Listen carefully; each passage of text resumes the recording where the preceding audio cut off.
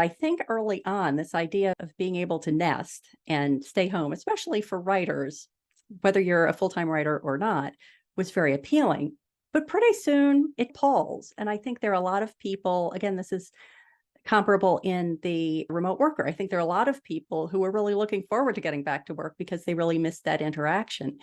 And I'm going to use as an entree to this the fact that before we started talking, you mentioned that you know Mike Kuzala, who was in episode 129, Moving for Creativity.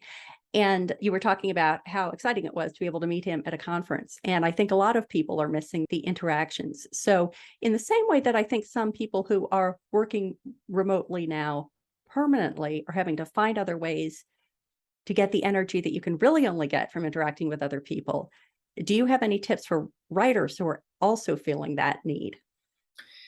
Yeah, absolutely, Maddie. And this is one of the things that I talk about quite a bit in the book. And I talk about two things. First, we need to acknowledge that loneliness is a real thing and anxiety is a real thing. I've given myself a pass for a year coming out of COVID-19 that I'm going to be okay being socially awkward.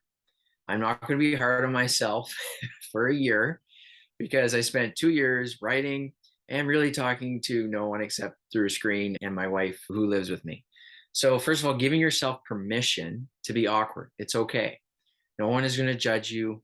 Be easy on yourself. I think that's first and foremost. So, I have Second to thing, ask before you go to the second thing, in what ways do you see that social awkwardness playing out? yeah, so I'm a pretty extroverted person. And what I've realized is now I'm kind of a hybrid. I'm more introvert and extrovert depending on the context.